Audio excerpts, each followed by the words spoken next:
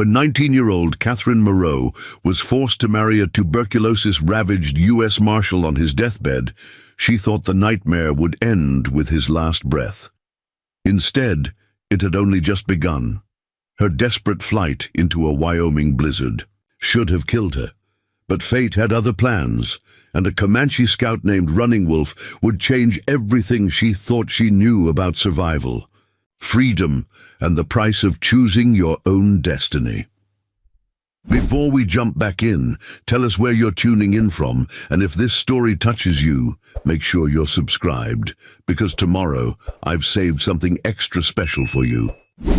The town of Bitter Ridge, Wyoming Territory, existed as a testament to human stubbornness. A collection of wooden buildings and false hopes clinging to life in a landscape that wanted nothing more than to bury it under snow and silence. Winter arrived early that year, in October rather than November, and it came with the fury of something personally offended.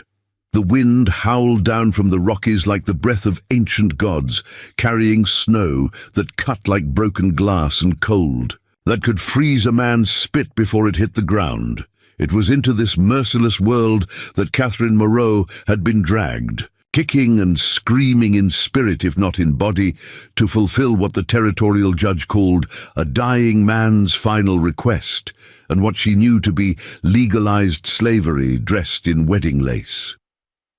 Catherine stood at the frost-covered window of the boarding house, watching the early morning light struggle through thick grey clouds that promised more snow.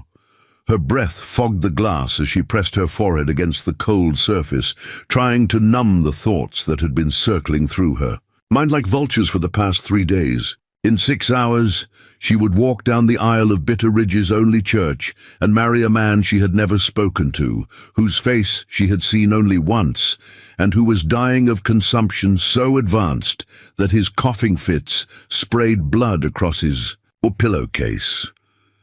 She was 19 years old, possessed of striking dark hair that caught light like polished mahogany, and green eyes that her deceased mother used to say held storms in their depths. Those storms were raging now, behind a face that had learned to show nothing but calm acceptance to a world that had never once asked what she wanted. Her guardian, Judge Cornelius Blackthorne, had made the arrangement with all the emotional investment of a man trading livestock. Marshal James Colton owned 4,000 acres of prime grazing land, a ranch house that was the finest between Cheyenne and Denver, and cattle that would make any man wealthy. He also owned a will that left everything to his wife upon his death, and a disease that guaranteed such death would come within the month. Simple mathematics, Judge Blackthorne had explained over breakfast 3 days prior, buttering his toast with the same methodical precision he used to sign death warrants. The Marshal needs a wife to inherit his property legally. You need security and protection. He gets peace of mind in his final days. You get one of the largest ranches in the territory. Everyone benefits from this arrangement. Everyone except Catherine, whose opinion had been as irrelevant to the transaction as that of the cattle being traded. She had been orphaned at 16 when cholera took both her parents during their westward journey, leaving her with nothing but a worn Bible and a trust fund that Judge Blackthorne controlled until her 21st birthday. 2 years and 3 months that might as well have been eternity, during which she remained his ward and property in all but legal name. The boarding house door opened behind her, bringing with it a gust of Arctic air and the heavy footsteps of Mrs. Adelaide Garrett, the town's most prominent busybody and self-appointed moral authority. Mrs. Garrett had taken charge of the wedding preparations with the enthusiasm of a general planning a military campaign, treating Catherine's obvious reluctance as nothing more than pre-wedding nerves that would be cured by the proper application of corsets, cosmetics, and Christian duty. "Good morning, dear," Mrs. Garrett announced, her voice carrying the artificially bright tone people used when discussing unpleasant necessities. "I've brought your wedding dress, shortened the hem as you requested, though I still think it's a shame to hide such fine lacework under winter boots." Catherine turned from the window, her expression carefully neutral. The dress Mrs. Garrett held was beautiful in the way that expensive things often were, ivory silk with delicate beadwork, and a train that would have been magnificent in a proper church in Philadelphia or Boston. Here in Bitter Ridge, worn by a girl being sold to cover a dead man's legal requirements, it looked like a shroud designed by someone with expensive taste and no sense of irony. "It's lovely," Catherine said, because some lies were required for basic social functioning. "Thank you for all your work on it." Mrs. Garrett beamed with the pride of someone whose efforts had been properly acknowledged. "Now, I know this situation is unusual, dear, but you mustn't let that trouble you. Marshal Colton is a good man, respected throughout the territory. His first wife, God rest her soul, spoke of him with nothing but affection during her final illness. You'll be well cared for, and when the Lord calls him home, you'll have security that most women can only dream of." The casual way Mrs. Garrett discussed profiting from a man's death made Catherine's stomach turn, but she had learned over the past 3 days that expressing such feelings only resulted in lengthy lectures about women's proper roles and Christian resignation to God's will. Instead, she nodded and accepted the dress, holding it against herself as if trying it on rather than measuring it as a burial garment. "Has anyone visited the Marshal this morning?" Catherine asked, hoping her voice sounded appropriately concerned rather than calculating.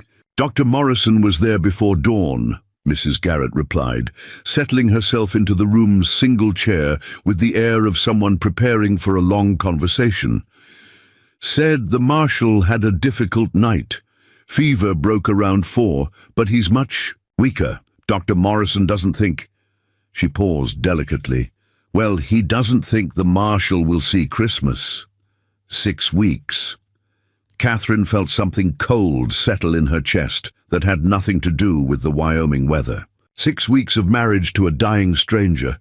6 weeks of playing the role of grieving wife to a man she had never chosen. 6 weeks of watching consumption devour someone while she waited to inherit the rewards of his suffering.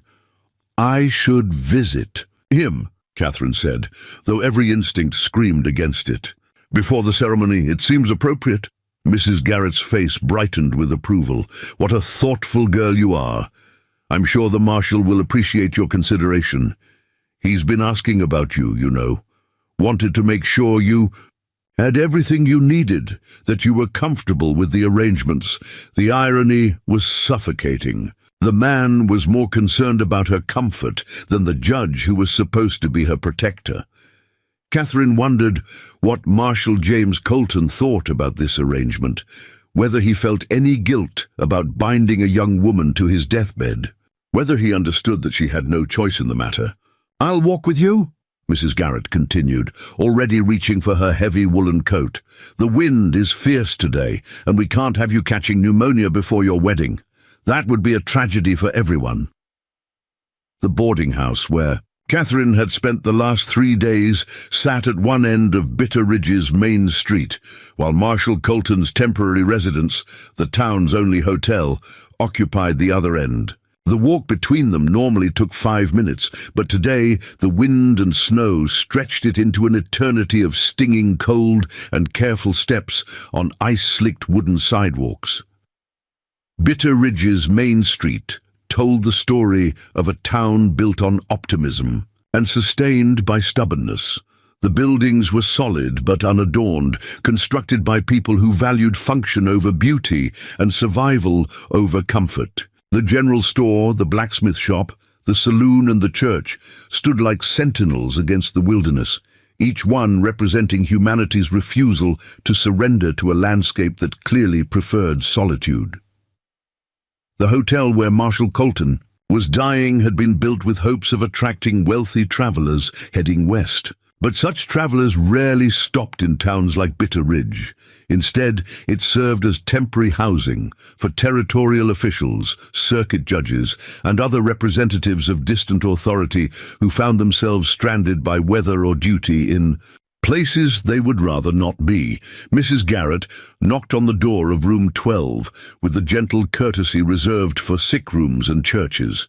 Preparing and narrating this story took us a lot of time, so if you are enjoying it, subscribe to our channel. It means a lot to us now. Back to the story. A voice from within, rough with illness, but still carrying the authority of someone accustomed to being obeyed, called for them to enter. Marshal James Colton was propped up in bed, supported by pillows that couldn't quite disguise how much weight the disease had taken from his frame. He had been a large man once. Catherine could see that in the breadth of his shoulders and the size of his hands. But consumption was a patient thief, stealing flesh and strength bit by bit until only the essential structure remained. His face surprised her. She had expected someone harder, more intimidating, a frontier lawman who had survived decades of violence and lawlessness. Instead, she found intelligent grey eyes in a face that spoke of kindness, worn thin by pain, and the knowledge of approaching death. He was perhaps 45, with prematurely grey hair and skin that had once been tanned by sun and wind, but now carried the waxy pallor of serious illness. "Miss Moreau," he said, attempting to sit straighter in the bed, "I'm honored by your visit. Please, sit down. Both of you." Mrs. Garrett settled herself in the room's single chair, leaving Catherine to perch on the edge of a small table near the window. The awkwardness of the situation settled over them like fog. 3 people gathered to discuss a wedding that felt more like a business transaction than a celebration of love. "I wanted to thank you," Marshal Colton said, his voice careful and measured, as if each word cost him energy he couldn't spare. "I know this arrangement isn't what any young woman dreams of for her wedding day. I want you to understand that I wouldn't have asked for this if there were any other way." Catherine studied his face, searching for signs of the manipulation or selfishness she had expected to find. Instead, she saw only exhaustion and something that might have been regret. "Why is there no other way?" she asked, the question emerging before she could stop it. Mrs. Garrett shot her a sharp look, but Marshal Colton seemed relieved by her directness. "Because territorial law is written by men who never imagined a situation like mine," he replied with a bitter smile. "A man can't will property to orphanages or territorial governments. It must go to family, wife, children, parents, siblings. I have none of those. Without a wife, everything I've built will be seized by the territorial government and sold to pay taxes and administrative fees. The ranch that could support dozens of families will be carved up and auctioned to men who see only profit in the land." He paused to cough, a wet, rattling sound that seemed to shake his entire frame. When he continued, his voice was weaker, but more urgent. "There are people depending on that ranch, Miss Moreau. Families who work the land, who've built their lives around it. Without legal continuity, they'll be thrown off the property with nothing. Their children will starve or freeze because the law doesn't recognize that a man might want to do something generous with his life's work." Catherine felt the ground shifting beneath her understanding. She had assumed this was about greed, a dying man's attempt to cheat death by binding a young woman to his legacy. Instead, it seemed to be about protection, about finding a way to preserve something valuable in a system designed to destroy it. "But why me?" she asked. "Surely there are other women who would marry a dying man for money." Marshal Colton's smile was gentle, but sad. "Yes, there are. But Judge Blackthorne assured me that you were different, that you had intelligence and character, that you could be trusted to honor the responsibility this inheritance represents." The weight of expectation settled on Catherine's shoulders like a lead blanket. Not only was she being forced into marriage, but she was being forced into stewardship of something she had never wanted and didn't understand. The ranch, the families who depended on it, the future of people she had never met. All of it would become her responsibility the moment Marshal Colton drew his last breath. "I've prepared documents," he continued, reaching for a leather portfolio on the bedside table. "Instructions for the ranch foreman, contacts for lawyers and bank officials, everything you'll need to manage the property. I've also arranged for a substantial cash settlement that will be yours immediately upon our marriage, enough to give you independence if you choose to sell the ranch rather than manage it." Freedom. The word hung in the air like incense, sweet and intoxicating. Enough money to leave Wyoming, to go east where women could sometimes make their own lives, to escape the endless cycle of being owned and controlled by men who saw her as property rather than person. "How substantial?" Catherine asked, hating herself for the mercenary nature of the question, but needing to know what price her liberty might carry. $10,000, Marshal Colton replied. "More than enough to establish yourself anywhere you choose." Mrs. Garrett gasped audibly. $10,000 was more money than most people in Bitter Ridge would see in their entire lives. It was independence made tangible, freedom purchased with a dying man's generosity and guilt. Catherine stared out the hotel room window at the snow-covered street, watching people hurry between buildings with their heads down against the wind. She could be one of them by tomorrow, free to go wherever she chose, to make whatever life she could imagine. All she had to do was marry a stranger and wait for him to die. The moral weight of it made her feel sick. "I need some air," she said abruptly, standing so quickly that she knocked over the small table she'd been sitting on. "I'm sorry, I need to think." She fled the room before either Mrs. Garrett or Marshal Colton could respond, her boots echoing in the hotel's narrow hallway as she made her way to the front entrance. The cold air hit her like a physical blow, but she welcomed the shock of it, the way it cleared her head and made her lungs work harder. Standing on the hotel's front porch, Catherine watched the town go about its daily business despite the weather. The blacksmith was shoeing a horse, sparks flying from his forge into the grey afternoon light. Children were building snow forts in the vacant lot between the general store and the church, their laughter carrying on the wind like music from another world. Life continued, indifferent to her crisis, unstoppable and beautiful and completely beyond her control. In 4 hours she would put on the ivory silk dress and walk down the aisle of Bitter Ridge's church. She would speak vows to a man she barely knew, promising to love and honor someone whose primary virtue was that he was dying quickly enough to make her sacrifice temporary. She would become Mrs. James Colton, inheritor of land and cattle, and the responsibility for people whose names she didn't even know. And then what? Wait for death to make her rich? Pretend to grieve for a man she had never loved, take his money and disappear, leaving his workers and their families to fend for themselves. Catherine pulled her coat tighter against the wind and tried to imagine herself 6 months from now. Would she be in San Francisco, using Marshal Colton's money to buy herself a new identity and a different life?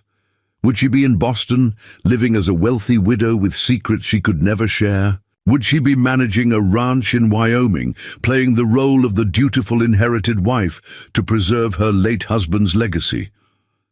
None of these futures felt real.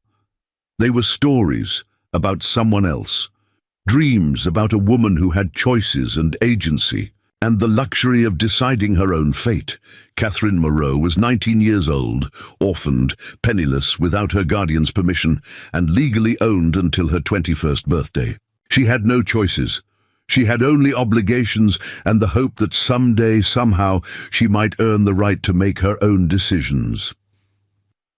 The church bell began to toll the afternoon hour, its bronze voice carrying across the frozen town like a countdown. To judgment, 4 chimes, 4 hours until her wedding, 4 hours until she became someone else's wife and inherited someone else's problems and accepted responsibility for someone else's dreams. Catherine closed her eyes and tried to pray, but no words came. Instead, she found herself thinking about Her parents, wondering what they would have wanted for her, whether they would have understood the choice she was being forced to make. Her mother had been a gentle woman who believed in the power of love and kindness to overcome any obstacle. Her father had been more practical, a man who understood that sometimes survival required accepting situations that were less than ideal. Neither of them had ever imagined their daughter being sold in marriage to solve a dying man's legal problems. Hotel door opened behind her, and Mrs. Garrett emerged with the bustling efficiency of someone who had important tasks to complete. "There you are, dear," she exclaimed, as if Catherine had been hiding rather than standing in plain sight on the front porch. "We need to get you back to the boarding house. Your hair needs attention, and we'll want to make sure the dress fits properly. A bride should look perfect on her wedding day, regardless of the circumstances." Catherine wanted to laugh at the absurdity of it. A perfect bride for an imperfect wedding, beauty carefully arranged to disguise the ugliness of the transaction taking place beneath it. Instead, she nodded and followed Mrs. Garrett back into the wind and snow, her boots crunching on ice that seemed to whisper warnings with every step. The next 4 hours passed in a blur of preparation that felt like being dressed for her own funeral. Mrs. Garrett fussed over every detail with the intensity of someone who believed that proper appearances could transform any situation into something respectable. Catherine's hair was pinned and curled and adorned with small white flowers that had cost more than most families spent on food in a week. Her face was powdered and her lips tinted with just enough color to suggest health and happiness without appearing improper. The ivory silk dress fit perfectly, its expensive fabric whispering against her skin like secrets she wasn't allowed to tell. Mrs. Garrett had somehow procured silk stockings and delicate shoes that would have been appropriate for a ballroom in St. Louis, but seemed ridiculous for a winter wedding in Wyoming territory. "You look beautiful, dear," Mrs. Garrett said, stepping back to admire her handiwork. "Marshal Colton will be very pleased." Catherine stared at herself in the boarding house's small mirror and saw a stranger looking back, a young woman dressed for a celebration she didn't want, prepared for a role she had never auditioned for, beautiful in the way that expensive things were beautiful regardless of their purpose or meaning. The church bell began to toll again, marking the hour of her transformation from Catherine Moreau, unwilling ward, to Mrs. James Colton, reluctant widow-in-waiting. It was time. The Church of Bitter Ridge had been built by optimists who believed that God's house should be beautiful even in the wilderness. The pews were carved from local pine, polished to a warm honey glow, and the windows, though plain glass rather than stained, let in what little light the grey December afternoon had to offer. Someone had decorated the altar with evergreen branches and white ribbons, creating an illusion of celebration that fooled no one who understood what was really happening. Catherine walked down the short aisle on Judge Blackthorn's arm, her ivory silk dress rustling against the wooden floor with each measured step. The wedding march played on an old piano whose keys stuck occasionally, creating awkward pauses in the melody that matched the awkward pauses in Catherine's breathing. She had never imagined her wedding day would feel like a funeral procession, but here she was, dressed in white and walking toward what felt like her own burial.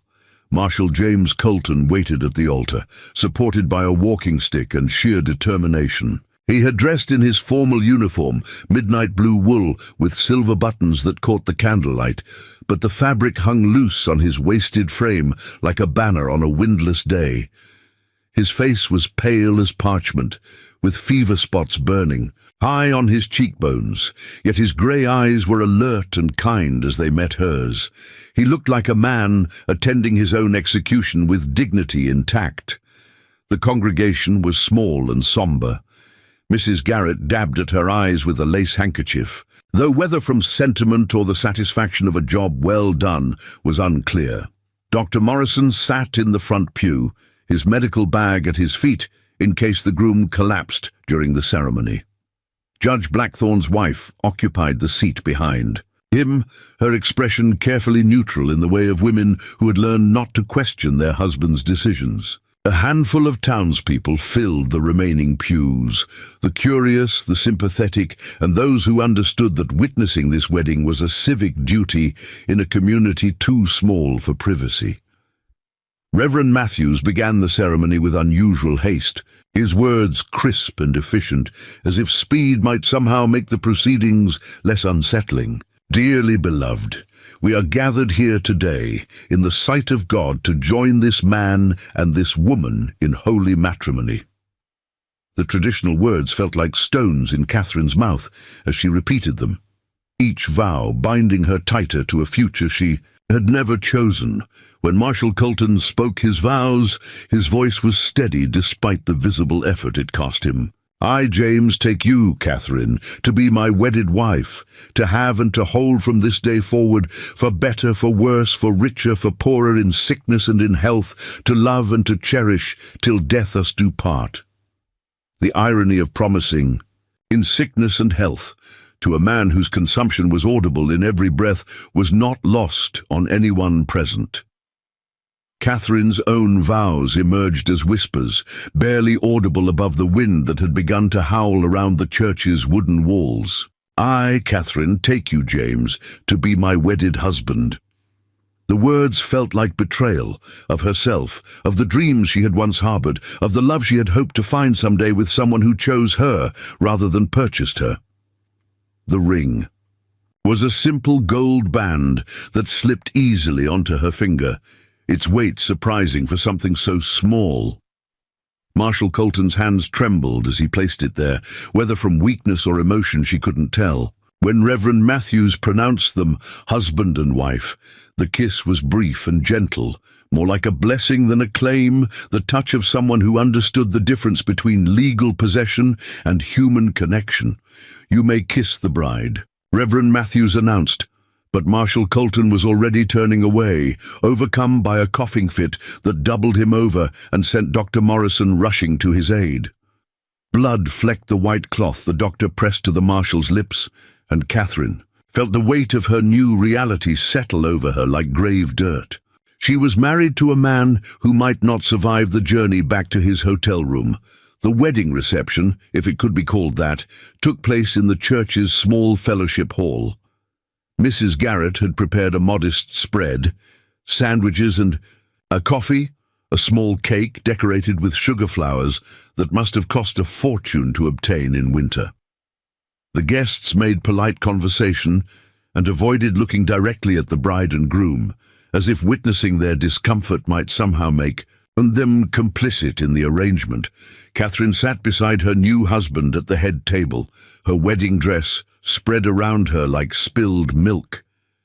Marshal Colton managed to eat a few bites of cake and sip some coffee, but she could see the effort it required. Every few minutes, he would pause to control his breathing or discreetly cough into his handkerchief. She found herself studying his profile, trying to understand the man she had just pledged her life to. "Are you sorry?" he asked quietly, his voice meant for her ears alone. "About what?" Catherine replied, though she knew exactly what he meant. "About all of this, the wedding, the circumstances, me." His grey eyes were direct and honest, demanding the same in return. Catherine considered lying, offering the polite reassurances that social convention required. Instead, she found herself speaking the truth. "I'm sorry that we're both trapped by laws that don't account for human complexity. I'm sorry that you're dying and I'm being sold, and neither of us has any real choice in the matter. But I'm not sorry about you, if that makes sense."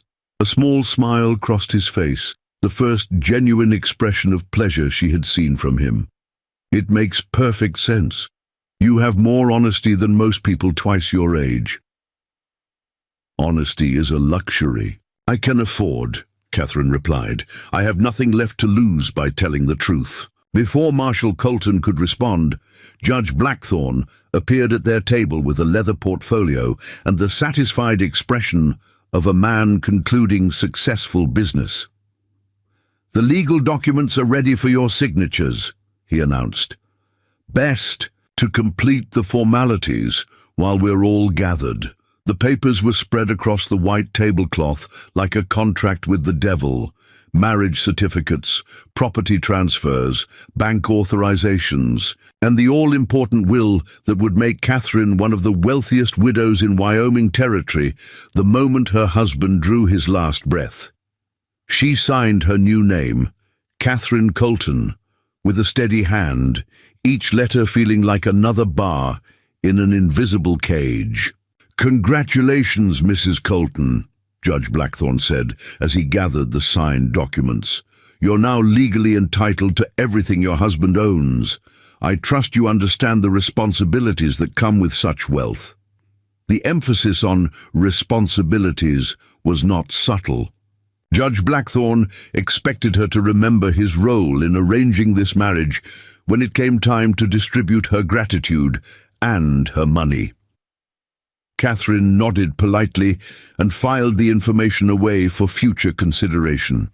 She was learning that marriage, even under these circumstances, came with its own form of power. The reception ended as the sun disappeared behind the mountains, taking with it what little warmth the day had offered. The temperature was dropping fast, and the wind carried the promise of serious snow before morning. Marshal Colton had grown visibly weaker during the afternoon, his face grey with exhaustion and his breathing increasingly labored. "We should get you back to the hotel," Dr. Morrison said, appearing at the Marshal's elbow with professional concern. "This weather is no friend to consumption, and you've done enough for one day." Catherine helped her husband to his feet, surprised by how light he felt, as if the disease was hollowing him out from the inside, leaving only the essential framework of the man he had been. He leaned heavily on his walking stick as they made their way to the door, each step requiring careful consideration. "Mrs. Colton," Mrs. Garrett called out as they prepared to leave, "will you be staying at the hotel tonight? I can prepare a room at the boarding house if you prefer." The question hung in the air like smoke, freighted with implications and assumptions. Catherine realized that everyone was waiting for her to define the terms of this strange marriage, to establish whether she would play the role of devoted wife or practical caretaker. Marshal Colton remained silent, leaving the decision entirely to her. "I'll stay at the hotel," Catherine said, the words emerging before she had fully considered them. "My husband needs care, and it's my duty to provide it."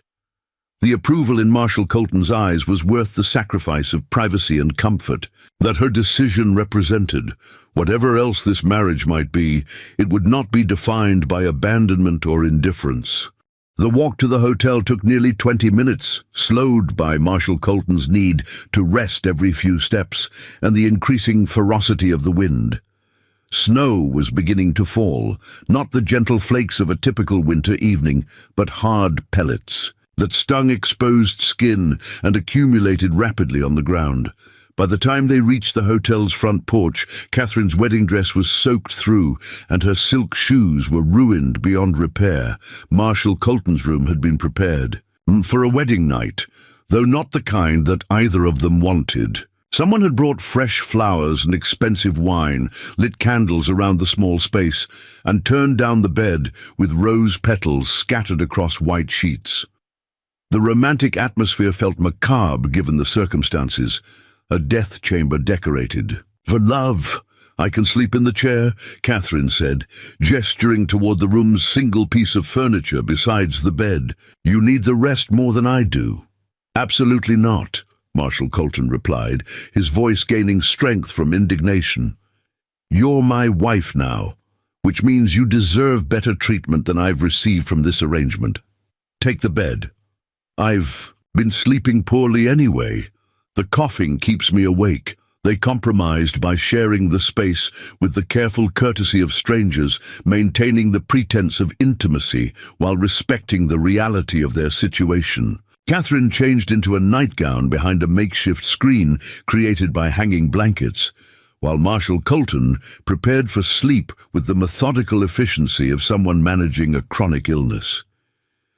The storm intensified as the night wore on, wind howling around the hotel's walls and snow piling against the windows with the persistence of something alive and hungry. Catherine lay awake, listening to her husband's labored breathing, counting the seconds between coughs, measuring the progression of his disease by the sounds it made in the darkness. Sometime after midnight, Marshal Colton began to speak, not to her directly, but to the darkness itself, as if fever had loosened his tongue and allowed long-held secrets to escape. "I was married before," he said, his voice barely audible above the storm. "Mary, she died of the same thing that's killing me now. Consumption. Caught it from me, probably, though the doctors could never say for certain." He paused to cough, a wet sound that seemed to echo in the small room. "That's why I never remarried. Couldn't bear the thought of giving this disease to another woman I cared about." Catherine turned toward him in the darkness, though she could see nothing but shadows.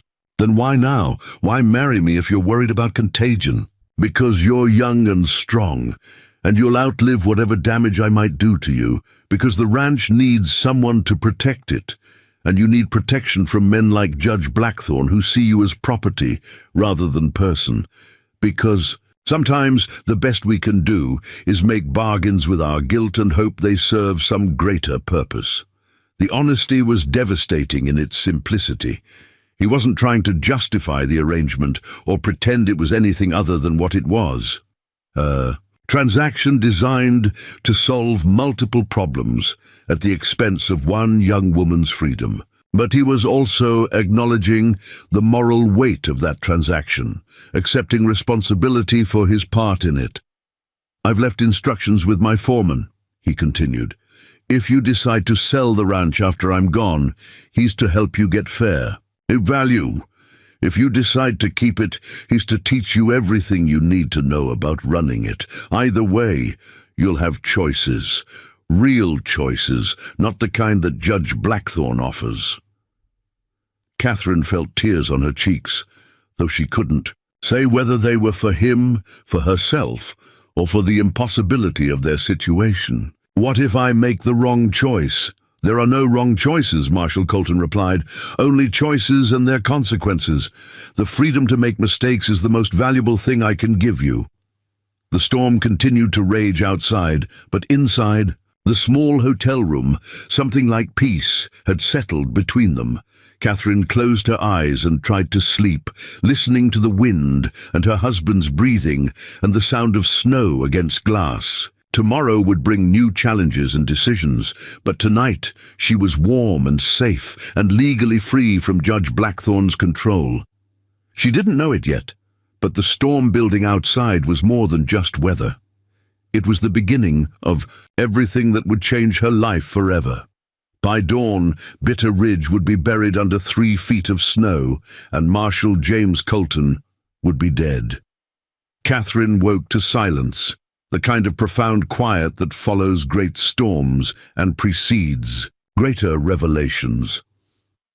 The howling wind had stopped sometime during the night, leaving behind an eerie calm that made her skin prickle with unease. Pale morning light filtered through frost-covered windows, casting everything in shades of silver and blue that reminded her of cemetery monuments. She turned toward the bed, where her husband, of less than 12 hours, lay motionless beneath heavy quilts, his face peaceful in a way it had never been during his waking hours. The labored breathing that had provided a constant soundtrack to their brief marriage had ceased, replaced by the absolute stillness that only death could bring.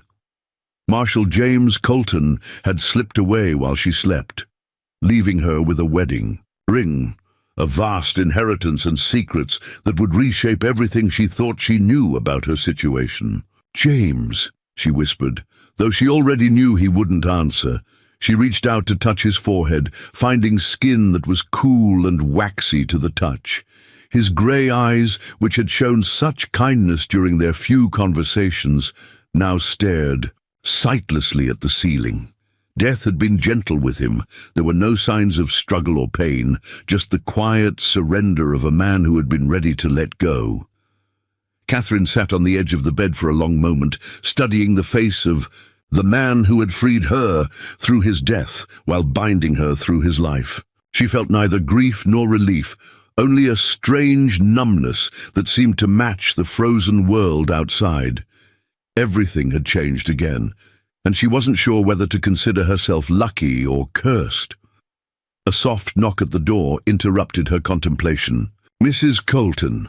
Dr. Morrison's voice carried the careful tone of someone who suspected bad news. "I wanted to check on the Marshal before I made my rounds. How did he pass the night?" Catherine wrapped a shawl around her shoulders and opened the door to find the doctor standing in the hallway with his medical bag and a concerned expression. Behind him, she could see other hotel guests peering curiously from their doorways. Drawn by the drama of death and newlyweds and the intersection of the two, "He's gone," Catherine said simply, stepping aside to let Dr. Morrison enter. "Sometime during the night. I don't think he suffered." Dr. Morrison approached the bed with professional efficiency, checking for vital signs he knew he wouldn't find. His examination was brief but thorough, concluding with a gentle closing of the Marshal's eyes and a respectful straightening of the bed covers. "Consumption took him, just as we expected," the doctor said, making notes in a small leather journal. "His heart finally gave out from the strain. You were right, there's no sign he suffered. He simply went to sleep and didn't wake up." The clinical description should have been comforting, but Catherine found it strangely disturbing. Death reduced to medical terminology, a life's end summarized in a few sentences written in a doctor's cramped handwriting. James Colton had been a complex man with hopes and regrets and responsibilities, and now he was simply another case study in the progression of terminal illness. "I'll need to inform Judge Blackthorne," Dr. Morrison continued, closing his journal with a snap. "There will be legal proceedings, of course. The will needs to be probated, the property transferred, arrangements made for burial. As the widow, you'll need to make decisions about the funeral and—" "No!" The word emerged from Catherine's mouth with surprising force, causing Dr. Morrison to look up in surprise. "I mean, not yet. I need some time to process this, to understand what's happened." Dr. Morrison's expression softened with what might have been sympathy or concern. "Of course, Mrs. Colton. This is a shock, even though we knew it was coming. Take whatever time you need. I'll handle the immediate notifications and arrangements."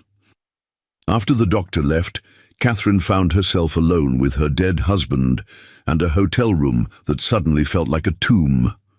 She dressed quickly in her traveling clothes, practical wool and leather that could withstand Wyoming weather, not the silk and lace that had marked her brief tenure as a bride.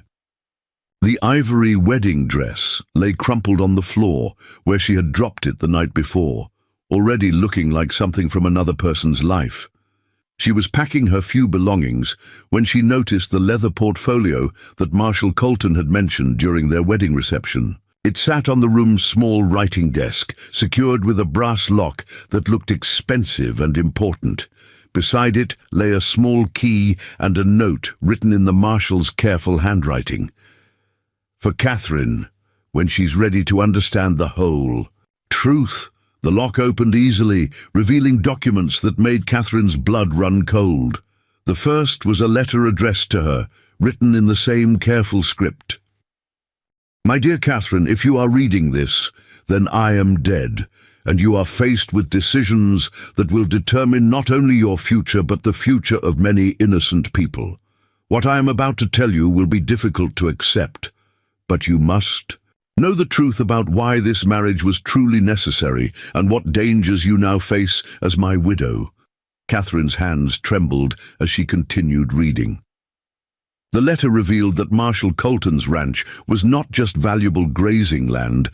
It was a crucial stop on the Underground Railroad, providing shelter and supplies for escaped slaves fleeing north to Canada. The operation had been running for over a decade, with Marshal Colton using his position as a territorial law officer to provide protection and legitimacy to activities that were technically illegal under federal law.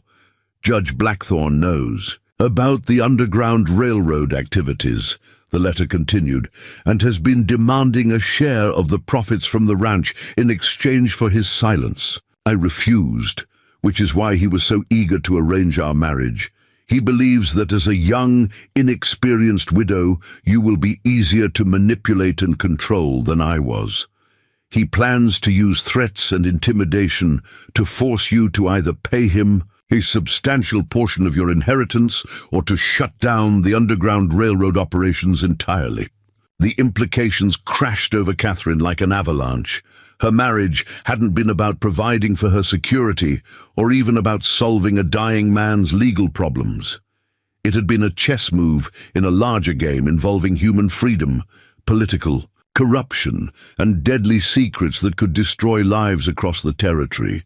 There are currently 15 people hiding in the ranch's root cellar, the letter revealed, waiting for the spring thaw to continue their journey north. My foreman, Thomas Greywolf, is a Comanche who chose to work with me rather than fight against the inevitable changes coming to this land. He knows about the Underground Railroad and has been helping coordinate the movements of refugees. He can be trusted completely, but he will need your authorization to continue the operations. Without your support, those 15 people will be trapped with nowhere to go and no protection from slave catchers who are already searching for them. Catherine set the letter down with shaking hands, her mind reeling from the weight of responsibility that had just been placed on her shoulders. She had gone from being an unwilling bride to a reluctant widow, to the protector of people she had never met, whose lives depended on her willingness to continue activities that could result in her imprisonment or death if discovered.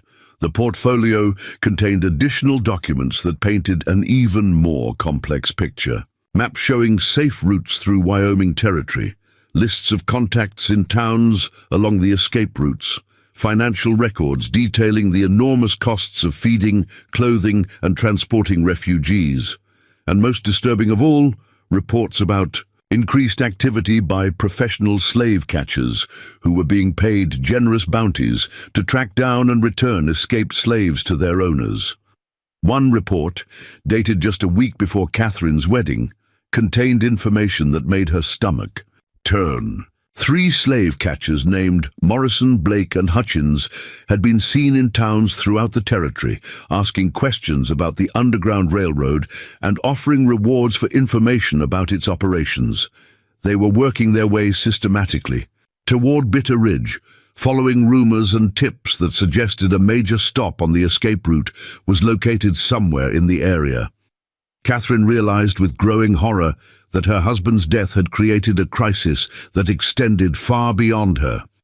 Personal situation. The 15 people hiding on the ranch were now completely vulnerable, their protector gone, and their safety dependent on a 19-year-old woman who knew nothing about Underground Railroad operations or the dangers involved in such work. Sudden commotion in the hotel corridor interrupted her reading. Voices were raised in argument, and she could hear Judge Blackthorne's distinctive tone cutting through the discussion like a blade through fabric.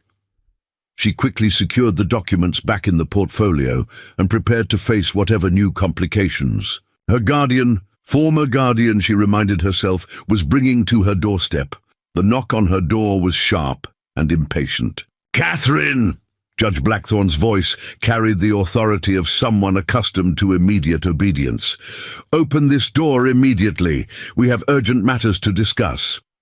Catherine opened the door to find Judge Blackthorne accompanied by 2 men she didn't recognize, rough-looking individuals with the hard eyes and careful posture of professional violence. Their presence in the hotel corridor, standing beside a respected territorial judge, created an atmosphere of barely contained menace that made other guests hurry past with their heads down.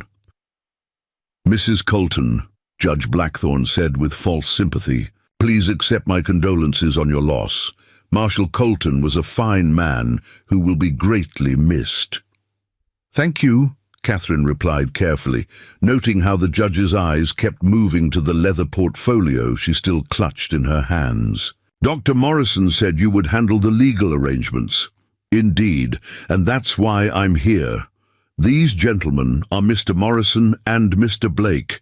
They represent certain federal interests regarding your late husband's property. It seems there have been some irregularities in how the ranch has been operated. Catherine's blood turned to ice water as she recognized the names from the report she had just been reading. These were the slave catchers who had been hunting for the Underground Railroad operations, and now they were standing in her hotel corridor with the full backing of Judge Blackthorne's legal authority. "What kind of irregularities?" Catherine asked, forcing her voice to remain steady despite the terror clawing at her chest. Morrison stepped forward, his smile predatory and confident. "The kind that could result in federal charges, Mrs. Colton. Harboring fugitive slaves, interfering with lawful recovery operations, conspiracy to violate federal law. Very serious charges that could result in lengthy prison sentences for everyone involved. However," Judge Blackthorne interjected smoothly, "we're prepared to overlook these irregularities in exchange for your cooperation. A substantial financial settlement would demonstrate your good faith and ensure that no further investigations are necessary." Catherine understood the trap that was closing around her. They were demanding protection money in exchange for not prosecuting Underground Railroad activities, using her husband's death as an opportunity to extract wealth while destroying the operation that had been saving lives. The 15 people hiding on her ranch were leverage in an extortion scheme that would make Judge Blackthorne and his criminal associates wealthy while condemning escaped slaves to recapture and punishment. "I need time to consider your proposal," Catherine said, her mind racing through possibilities and escape routes. "Time is a luxury we don't have," Blake said, his voice carrying the cold certainty of someone who enjoyed inflicting pain. "Slave catchers are already on the trail of specific fugitives believed to be hiding in this area. If we don't locate them soon, other parties will, and those parties may not be as reasonable as we are." The threat was clear. Cooperate with their extortion scheme, or watch as the people she was now responsible for protecting were dragged back to slavery by men who would be paid handsomely for their brutality. "I understand," Catherine said, though she understood far more than they realized. "Let me gather my husband's papers and meet you at the ranch this afternoon. We can discuss the details there." Judge Blackthorne's smile was triumphant and disgusting. "Excellent. I knew you would be reasonable, my dear. Your cooperation in this matter will be remembered and rewarded." After they left, Catherine sat alone in her hotel room, surrounded by the detritus of her brief marriage and the weight of impossible choices. She could cooperate with Judge Blackthorne's scheme, paying him to protect Underground Railroad operations while essentially becoming his partner in organized crime. She could refuse and watch as 15 innocent people were captured and returned to slavery while she herself faced federal prosecution. Or she could find a third option, one that would require more courage than she had ever imagined possessing. She looked out the window at the snow-covered town of Bitter Ridge, now buried under 3 feet of white that made travel difficult and dangerous. The storm that had raged during the night had transformed the landscape into something alien and beautiful, a world where the familiar landmarks were hidden and new rules applied. For the first time since her parents' death, Catherine felt the stirring of something that might have been hope. The same storm that trapped her in this impossible situation might also provide the key to escape. If she could reach the ranch before Judge Blackthorne and his criminal associates, if she could warn Thomas Greywolf and the refugees, if she could find a way to disappear into the white wilderness that stretched endlessly beyond the town's borders, Catherine began to pack with systematic efficiency, taking only what she could carry and leaving behind everything that marked Her as Mrs. James Colton, reluctant widow and heir to blood money. She was about to become someone new, a woman who chose her own battles and made her own rules, regardless of the consequences. The blizzard that had ended her marriage was about to begin her real life. The stable behind Bitter Ridge's hotel was a tomb of ice and shadow, but Catherine moved through it with the desperate efficiency of someone who understood that hesitation meant death. Her breath formed clouds in the frigid air as she saddled, the strongest horse she could find, a bay mare named Thunder, whose dark eyes reflected an intelligence that suggested she might survive what Catherine was about to ask of her. The town slept under its blanket of snow, unaware that in one of its hotel rooms lay a dead Marshal, and in its stable his widow was preparing to vanish into a blizzard that had already claimed 3 lives during the night. Catherine had heard the church bell tolling earlier, counting out the deaths of townspeople who had underestimated the storm's fury. She was about to join their ranks, but unlike them, she was choosing her fate rather than having it chosen for her. She had left a note in her hotel room, not an explanation, but a misdirection. Gone to Denver to settle legal affairs. Will return in spring. Let Judge Blackthorne and his criminal associates waste time searching for her in the territorial capital, while she disappeared into the white wilderness that stretched between Bitter Ridge and the Colton Ranch. The 20-mile journey that would normally take 4 hours might kill her, but staying in town would certainly kill the 15 people, depending on her protection. Thunder shifted nervously as Catherine secured her saddlebags, as if the horse could sense the magnitude of what they were about to attempt. The leather satchel contained everything that mattered now, the portfolio with its maps and contacts, enough food for 2 days if rationed carefully, and Marshal Colton's service, revolver with a full cylinder of ammunition. She had never fired a gun in her life, but the weight of it against her hip was oddly reassuring. The back door of the stable opened onto an alley that led to the edge of town, avoiding the main street where curious eyes might spot her departure. Snow crunched under Thunder's hooves with sounds like breaking bones, each step echoing in the narrow space between buildings. Catherine pulled her woolen scarf higher over her face, leaving only her eyes exposed to the cutting wind that had resumed its assault on anything foolish enough to venture outside. The last building in Bitter Ridge was the blacksmith shop, its forge cold and dark in the early morning hours. Beyond it lay open country, rolling hills and frozen streams that would normally be landmarks on the journey to the Colton Ranch. But the storm had transformed the familiar landscape into an alien world, where directions became suggestions and survival became a matter of instinct rather than knowledge. Catherine urged Thunder forward into the white void, immediately regretting her decision as the wind hit them with the force of a physical blow.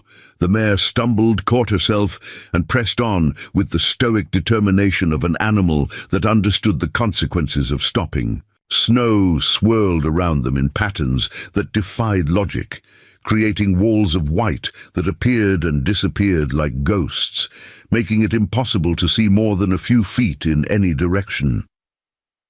The cold was beyond anything Catherine had ever experienced, not just uncomfortable, but actively malevolent, seeking gaps in her clothing and finding them with surgical precision.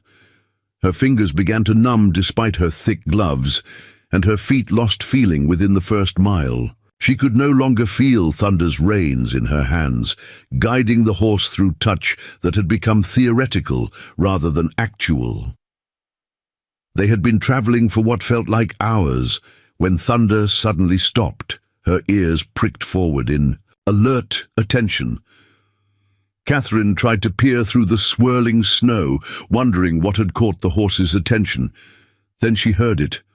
Voices carried on the wind, men shouting to each other over the storm's roar. Lost the trail about half a mile back. The voice was rough and angry, belonging to someone unaccustomed to being thwarted by weather or terrain. tracks just disappeared in this damned snow. Catherine's blood turned colder than the wind. Somehow, Judge Blackthorne and his associates had discovered her departure and were following her into the storm. They must have better horses, more experience with winter travel, or simply more desperation driving them forward. Either way, they were closer than she had hoped and gaining ground despite the conditions. She guided Thunder off what she hoped was still the main trail, seeking shelter in a grove of pine trees whose branches provided minimal protection from the wind but blessed concealment from pursuing eyes. The voices grew louder, more distinct, as the search party passed within yards of her hiding place. "Should have killed her at the hotel," a second voice complained. This one belonging to Morrison, the slave catcher. Clean and simple, make it look like grief over her husband's death. Now we're chasing shadows through a blizzard that could kill us all. "Too many witnesses at the hotel," Judge Blackthorne's voice replied, carrying the same cold authority Catherine remembered from her childhood. "This way is cleaner. The storm does our work for us, another tragic victim of Wyoming weather. No questions, no investigations, no complications." "What about the ranch?" Blake's voice joined the conversation, barely audible above the wind. "Those fugitives aren't going to wait for spring to make their next move. Someone in town might start asking questions if we don't produce results soon." "The ranch is secure," Judge Blackthorne assured him. "I sent word to the foreman this morning, told him Mrs. Colton had been delayed by the storm and that I was assuming temporary guardianship of the property. By the time anyone realizes she's not coming back, we'll have cleaned out the operation and collected our bounties." The casual way they discussed her murder and the betrayal of innocent people made Catherine's stomach turn. These men weren't just criminals, they were predators who had turned human suffering into a profitable business model, using the legal system as cover for activities that would have been called evil in any moral framework. The voices began to fade as the search party moved past her hiding place, but Catherine knew they would be back. The storm might provide temporary concealment, but it was also slowing her progress toward the ranch. At this rate, Judge Blackthorne's men would reach the Colton property before she did, giving them time to secure the Underground Railroad refugees and eliminate any witnesses to their crimes. Catherine waited until she could no longer hear the searchers before emerging from the pine grove. Thunder was trembling with cold and exhaustion, her breath forming clouds that froze instantly in the sub-zero air. The mare's willingness to continue was heroic, but Catherine could see that both horse and rider were approaching the limits of endurance. The landscape had become completely alien, familiar landmarks buried under snowdrifts that shifted and changed with each gust of wind. Catherine tried to maintain her bearings by following what she hoped were fence lines, but even these reliable guides had been obscured by the storm's fury. She was navigating by instinct now, trusting Thunder's animal wisdom to find paths that human logic could no longer detect.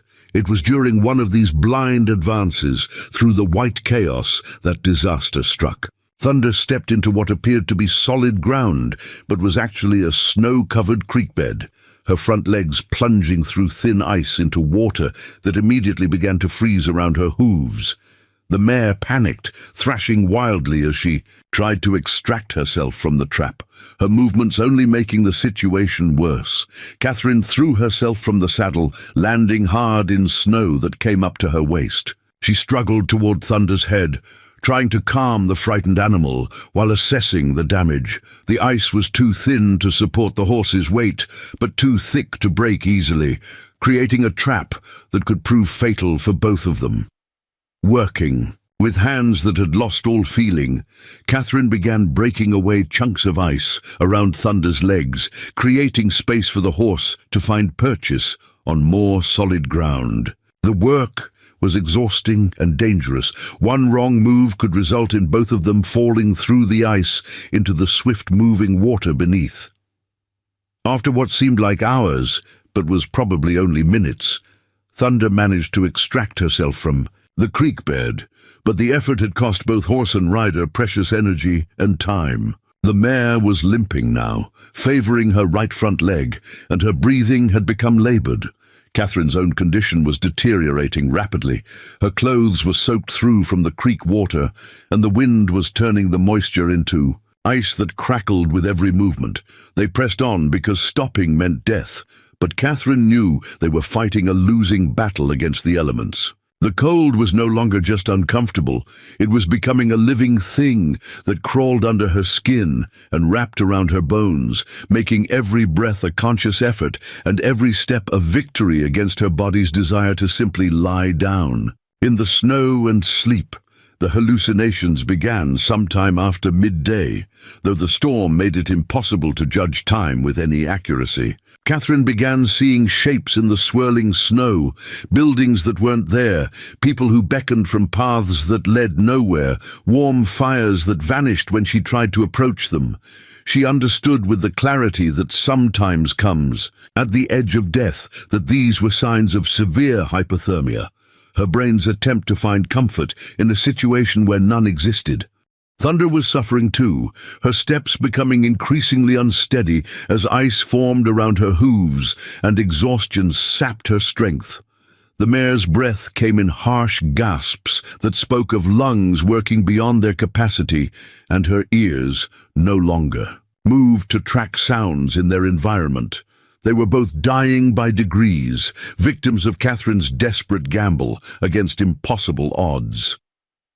It was Thunder who spotted the shelter first, her animal instincts detecting something that Catherine's failing human senses had missed. The horse turned sharply to the left, following what might have been a trail, or might have been wishful thinking, leading them toward a dark shape that resolved itself into the miracle of human construction. A line shack, one of the small shelters that ranchers built to provide emergency refuge for cowboys caught by sudden storms. Catherine fell rather than dismounted from Thunder's back, her legs no longer capable of supporting her weight. She crawled through snow that felt like ground, glass against her exposed skin, reaching the shack's door with the last of her strength. The wooden structure was unlocked, frontier courtesy that acknowledged that locked doors meant death in weather like this.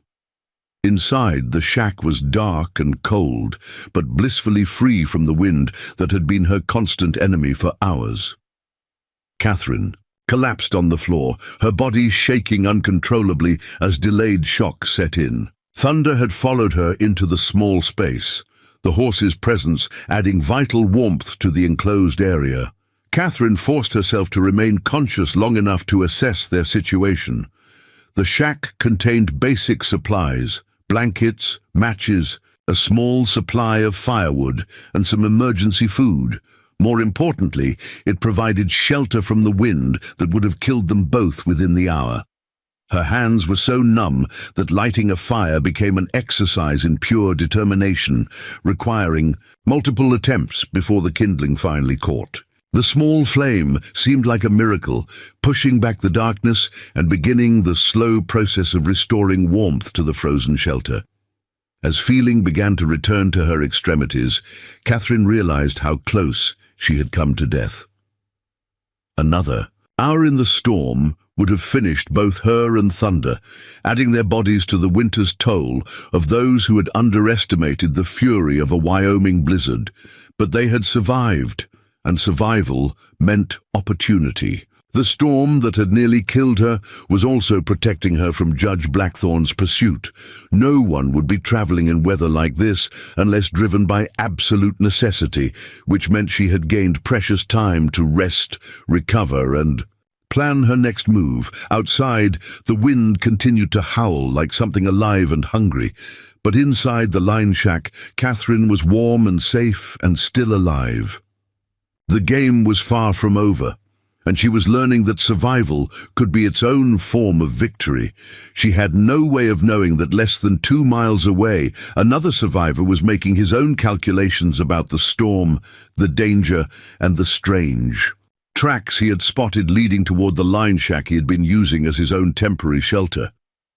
Catherine woke to the sound of someone moving outside the line shack, not the random noise of wind-driven debris, but the deliberate footsteps of something that walked on two legs and possessed intelligence enough to approach with caution. Her hand instinctively moved to the revolver at her hip as she listened to the careful scrape of boots against frozen wood, the soft whisper of someone testing the door's security without immediately announcing their presence. Thunder lifted her, head from where she had been resting, ears pricked forward in alert attention but showing no signs of alarm.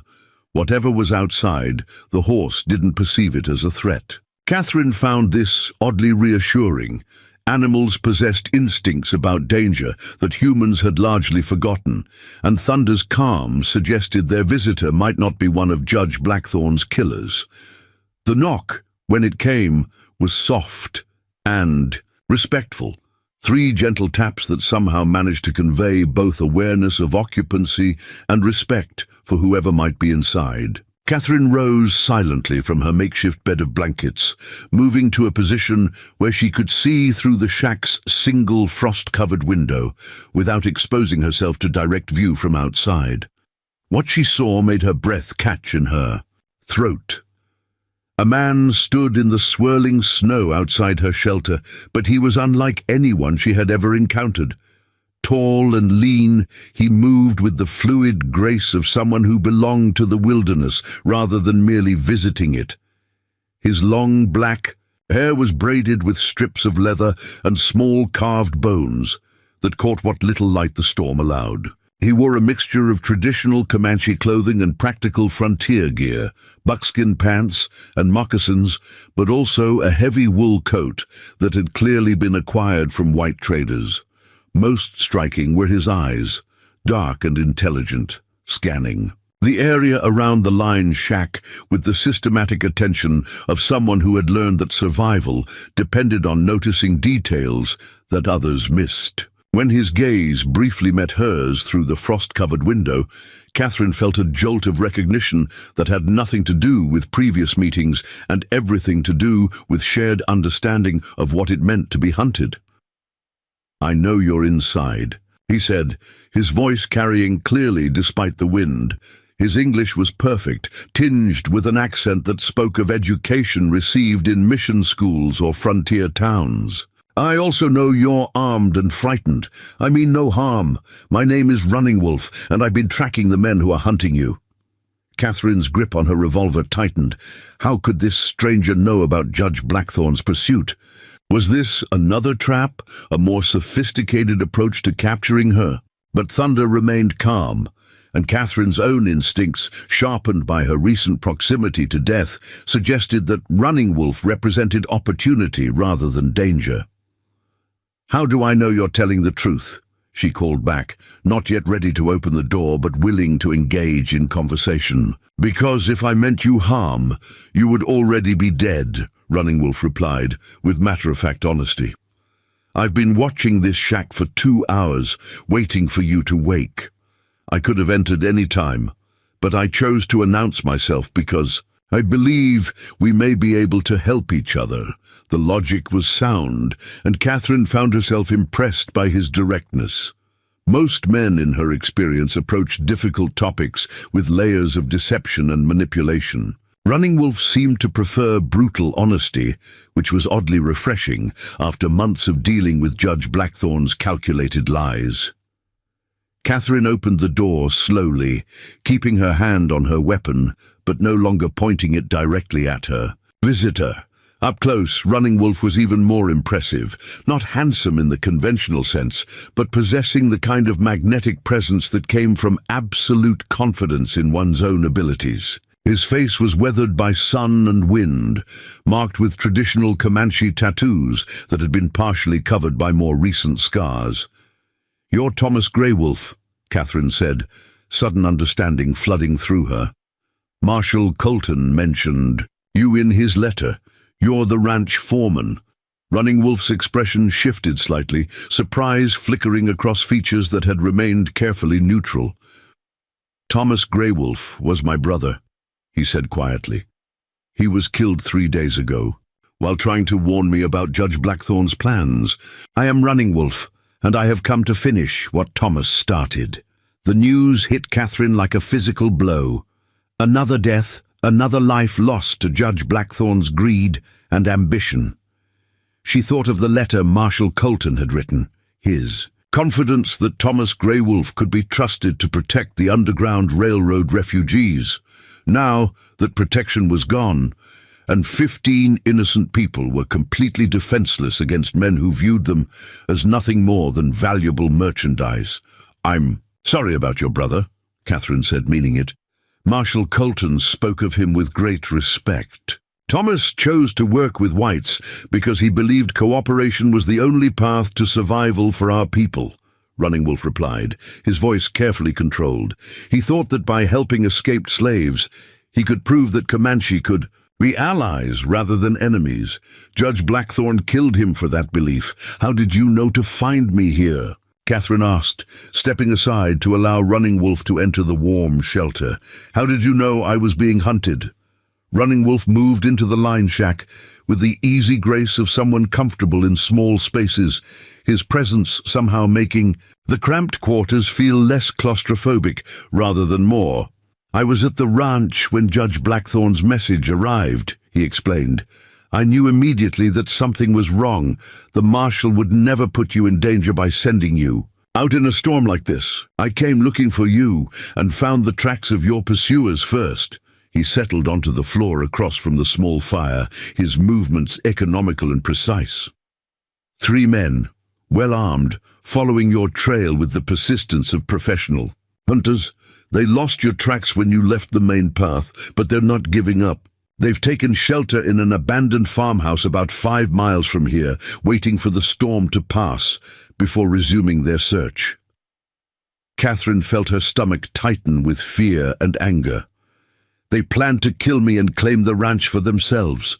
They're using the Underground Railroad refugees as leverage, threatening to turn them over to slave catchers unless I cooperate with their extortion scheme. I know, Running Wolf said simply. That's why we need to reach the ranch before they do. The people hiding there have no idea what's coming. They're depending on protection that no longer exists. Catherine studied his face, searching for signs of deception or hidden agenda.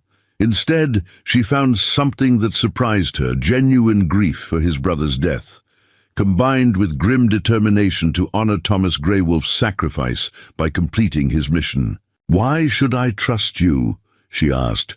For all I know, you could be working with Judge Blackthorn, trying to gain my confidence because I could have killed you an hour ago and taken whatever you're carrying that's so important to those men.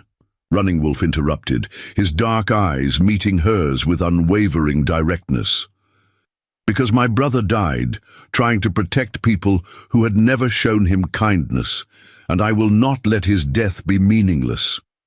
And because you're the only person who can legally authorize the continuation of the Underground Railroad operations that have saved dozens of lives. The last statement caught Catherine off guard. What do you mean, legally authorize? Marshal Colton's will makes you the owner of the ranch and everything on it, Running Wolf explained. That includes the authority to decide who can stay and who must leave. Without your explicit permission, I cannot move the refugees to safety. The law that protects escaped slaves on private property only applies if the property owner consents to their presence. Catherine felt the weight of responsibility settling on her shoulders like a lead blanket.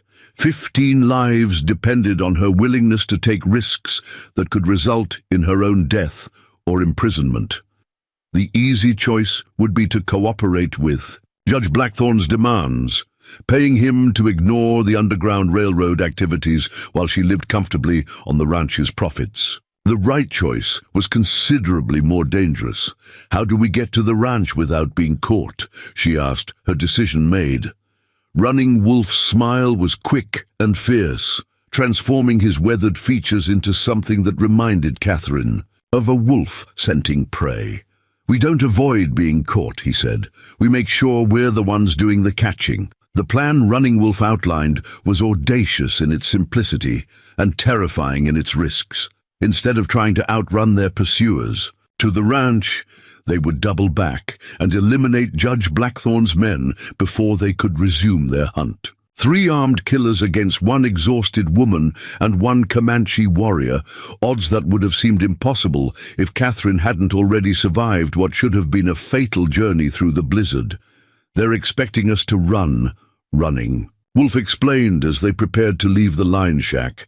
"Predators always expect prey to flee, which makes them vulnerable to attack from unexpected directions. We'll approach their shelter from upwind, using the storm as cover, and strike before they realize we're there."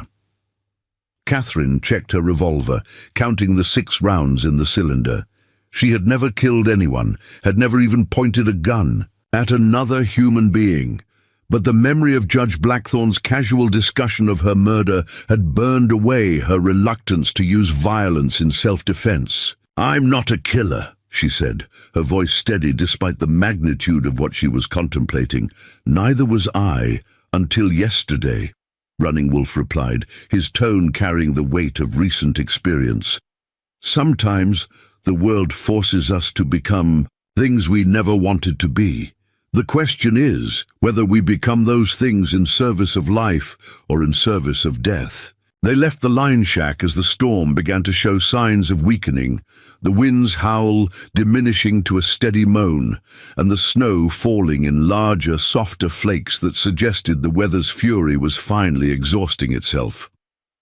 Running Wolf moved through the white landscape with supernatural confidence, following tracks and signs that were invisible to Catherine's untrained eyes. The abandoned farmhouse where Judge Blackthorn's men had taken shelter sat in a small valley, partially protected from the wind by surrounding hills. Smoke rose from its chimney, and Catherine could see the warm glow of firelight through frost-covered windows. The scene looked peaceful and domestic, belying the deadly intentions of the men inside. "Morrison is watching the front approach," Running Wolf whispered, his breath barely visible in the cold air. "Blake is probably sleeping. He was injured when their horses spooked earlier. Judge Blackthorn is maintaining the fire and planning their next move." "How can you possibly know all that?" Catherine asked, amazed by the detailed intelligence her companion had gathered. "I've been watching them for hours," Running Wolf replied, "learning their patterns, their weaknesses, their fears. Morrison is nervous about the storm and keeps checking the horizon. Blake favors his left side, where he hit the ground when his horse fell. Judge Blackthorn is angry and impatient, making decisions based on emotion rather than strategy." The attack began with Running Wolf's approach to the farmhouse's back entrance, moving with the silence of wind-blown snow across the frozen ground. Catherine positioned herself where she could cover the front door, her revolver trained on the exit route their targets would most likely use if they tried to flee. The sound of splintering wood announced Running Wolf's entry into the farmhouse, followed immediately by shouts of alarm and the sharp crack of gunfire. Catherine saw Morrison burst through the front door, his rifle raised and his head turning frantically as he searched for threats in the swirling snow. "Drop your weapon!" Catherine called out, her voice carrying clearly in the cold air. "You're surrounded!" Morrison spun toward her voice, his rifle swinging in her direction with deadly intent. Catherine pulled the trigger of her revolver, the sharp report echoing across the frozen landscape like thunder. Morrison staggered backward, his rifle flying from his hands as the bullet took him high in the chest. More gunfire erupted from inside the farmhouse, the rapid exchange of shots between Running Wolf and the remaining members of Judge Blackthorn's party. Catherine heard Blake's voice raised in pain and anger, followed by Judge Blackthorn's shouted commands and threats. The front door opened again, and Judge Blackthorn emerged with his hands raised, but Catherine could see the small derringer hidden in his palm. "Catherine!" he called out, his voice carrying the false warmth she remembered from her childhood. "Thank God you're alive. These men kidnapped me, forced me to—" "Stop lying," Catherine said, her revolver never wavering. "From its target. I heard you planning my murder. I know about your arrangement with the slave catchers. Judge Blackthorn's mask of benevolent concern slipped, revealing the cold calculation beneath. You stupid girl, he snarled. Do you have any idea what you're throwing away? That ranch could make you one of the wealthiest women in the territory. Instead, you're choosing to die in the snow for a bunch of runaway slaves who don't even know your name. I'm choosing to live free rather than profit from slavery, Catherine replied. Something you never understood. Judge Blackthorn raised his derringer, but Catherine was ready. Her second shot took him center mass, the impact sending him sprawling backward into the snow that immediately began to turn red around his fallen body. The silence that followed was profound, broken only by the wind and the distant sound of Running Wolf moving through the farmhouse. Catherine approached Judge Blackthorn's body carefully, her revolver still ready, but there was no need for caution. The man who had controlled her life for 3 years was dead, his expression frozen in surprise that his plans had finally been thwarted by someone he had underestimated. Running Wolf emerged from the farmhouse, his face grim but satisfied. Blake is dead, he reported. Morrison won't survive his wounds. It's finished. Catherine looked around at the scene of carnage, feeling neither triumph nor regret. She had done what was necessary to protect innocent lives, and the consequences would have to be dealt with as they arose. Now what? She asked. Now we save the people your husband died trying to protect, Running Wolf replied, and then we decide what kind of life you want to build on the foundation of the choices you've made today. The journey to the ranch took them through landscape that was beginning to emerge from the storm's grip, revealing familiar landmarks and safe passages that had been hidden by the blizzard's fury. Catherine rode beside Running Wolf in comfortable silence, both of them processing the events of the past few days and their implications for the future. The Colton Ranch appeared before them like a vision of safety and permanence. Buildings, solid and well-maintained, smoke rising from chimneys, the promise of warmth and food and rest after their ordeal in the wilderness. But Catherine knew that safety was temporary, that her real challenges were just beginning.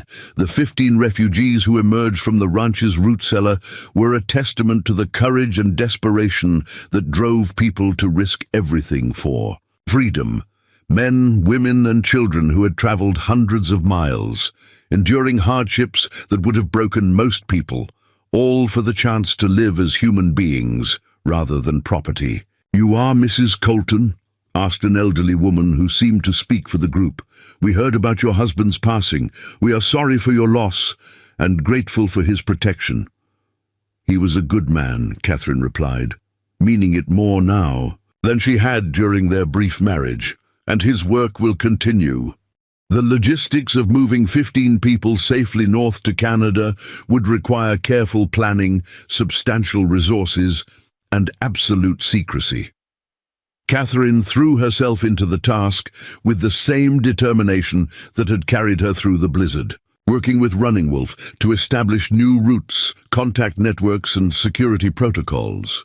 "Will you stay?" Running Wolf asked her one evening as they reviewed maps by lamplight.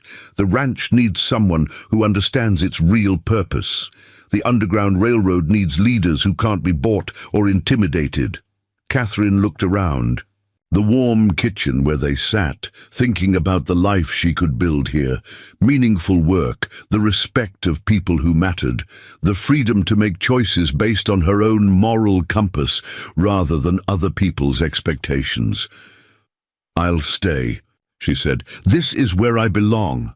In the months that followed, the Colton Ranch became known throughout the territory as the place where escaped slaves disappeared completely.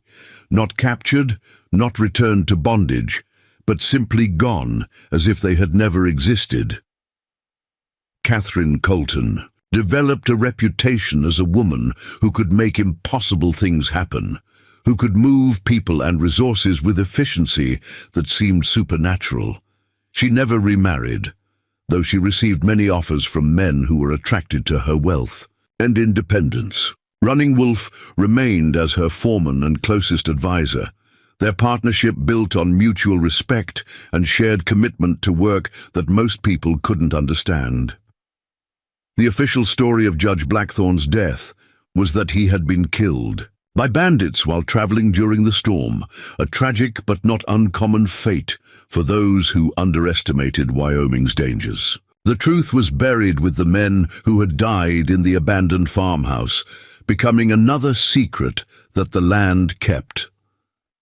Catherine kept Marshal Colton's portrait in her study, not as a shrine to lost love, but as a reminder of the man who had given her the tools to build her own life. She had been forced to marry a dying Marshal, had fled into a blizzard that should have killed her, and had been found half-frozen by a Comanche scout who became her closest ally. But most importantly, she had chosen her own destiny, paid the price it demanded, and built something worthy of the sacrifices that had made it possible. She was no longer Catherine Moreau, powerless ward, or even Catherine Colton, reluctant widow. She was simply Catherine, a woman who belonged to no one but herself, and who had learned that freedom was worth whatever it cost. Up next, you've got two more standout stories right on your screen. If this one hit the mark, you won't want to pass these up. Just click and check them out, and don't forget to subscribe and turn on the notification bell so you don't miss any upload from us.